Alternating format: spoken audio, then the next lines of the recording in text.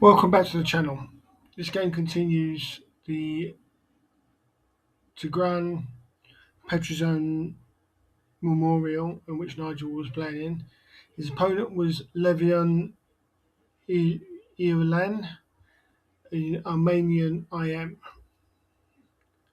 The game started as a French defence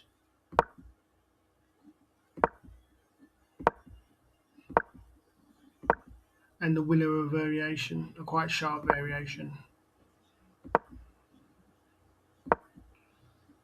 And as normal in the French, winner the queen comes out to attack the g7 pawn, which is defended with the bishop retreat.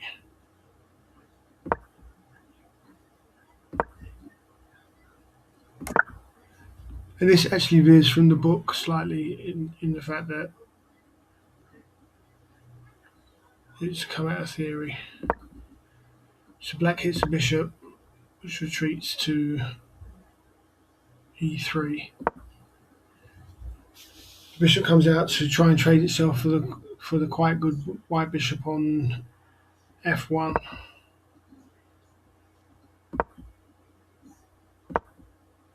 And both sides start trying to complete their development.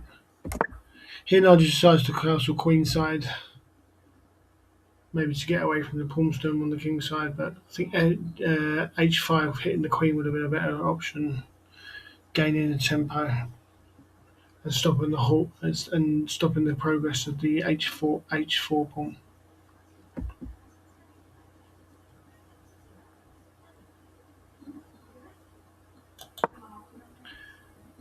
And here white decides to continue with the kingside attack.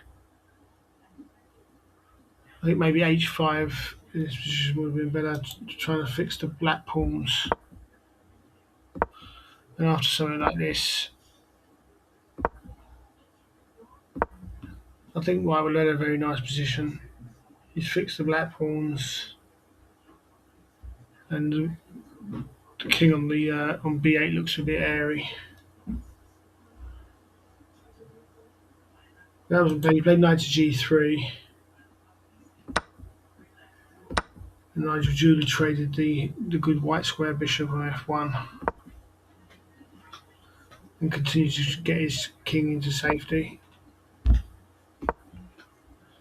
This is quite a good move from Nigel, hitting the queen with tempo, and white decides to take on passant, which allows the knight to come out and attack the queen with tempo.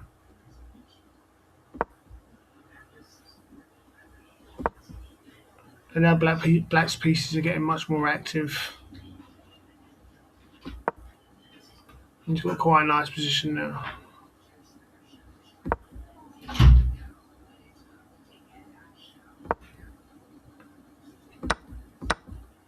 And black trades the bishop on c3.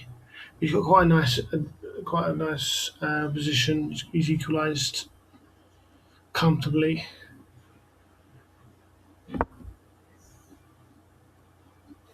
And now black fixes the pawns on the king's side.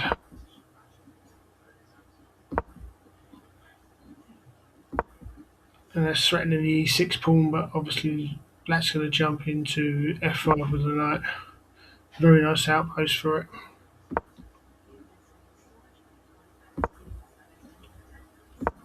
And the rook's double on the e file. And here Nigel is threatening c5 at some point to break open the centre. The king decides to get off the c line. I think c5 could have been played in this position. Might have been quite interesting, but Nigel wants to keep it solid. And white continues to try and get his king into safety. And the doubling of the rooks for black on the e file in due course.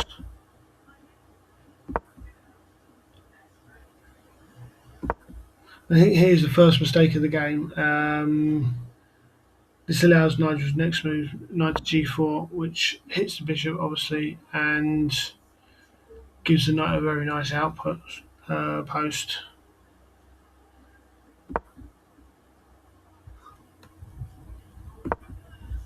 And now black hits both the d4 pawn and the h4 pawn, and is in a really nice strong position now. Even though the material was level, you would say what black's definitely got a slight advantage in space and piece activity.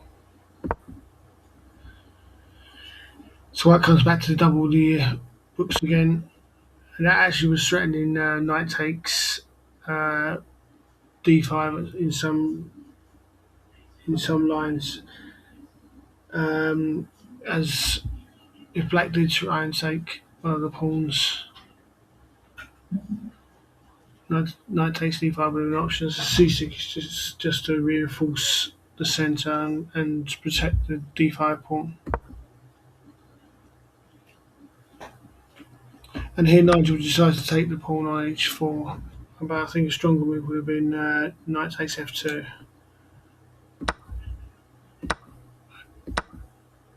And the difference being that once the pieces have been traded and it's much more simple, black's just a pawn up and in a very nice position. And yeah, white's got an isolated d pawn. Well, not an isolated d pawn, but both the f4 and the d4 pawns look quite weak. He didn't play that. He played knight takes h4, allowing the trade of bishop for knight, knight to b1 to clear the c6 square to defend the d4 pawn. So Nigel hits the f4 pawn. And the idea behind this move is obviously to, once queen takes f4, eventually white will catch the e6 pawn. So Nigel accepts the pawn. And here, knight to d2 is played. If you play queen takes queen, rook takes, rook takes, and rook to f6, and black's actually quite easily winning over 2.5 up according to the engine. He's got a better pawn structure and 2v1 on the king side, which will be decisive. So the actual best move is queen to d3 in this position. After white throws a few checks in, he's still in a worse position, but it's much more playable for him. But none of this was played. Knight to d2 was played, allowing black to trade the queens in a simplified position. So he protects the e pawn, and white hits the e pawn with his knight. And then he just casually plays king to c7, headed to d6 square, giving up the pawn. Another option would have been knight to f2 in this position. So like rook to c2 and knight to d3, rook to d1. Black's managed to get the rooks off the e file and can eventually start pushing the knight back. But Nigel played king to c7, a sensible move. And after knight takes pawn check and king to d6, there's going to be more trades. And black's banking on the fact that he's got the 2v1 kingside majority of pawns.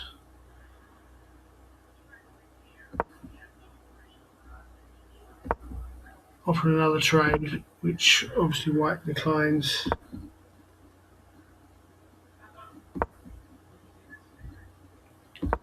And the king's heading towards the king side to help bolster the pawns and the eventual pawn push. And this is the last move of the game. After this move, white actually resigned. According to the edges, it's -3 for black. As mentioned earlier, he's the end game is going to be all about pushing the kingside pawns and manoeuvring around Phil White as a lesser rated player in this sort of position. Didn't want to try and fight and gruel and grovel to try and hold the position. So Nigel got his first win in the tournament. As I said, he had a lot of draws in this tournament, and he had 3 decisive games. So after a loss in the previous game, he gets a win against the IM, so that was quite pleasing. I'll be back with the last game I'm going to cover in this tournament in due course. Please like and subscribe, and any comments are welcome. Anything I can improve, or anything you enjoy, not enjoy, please leave comments. Bye for now, and I'll return in due course. Cheers.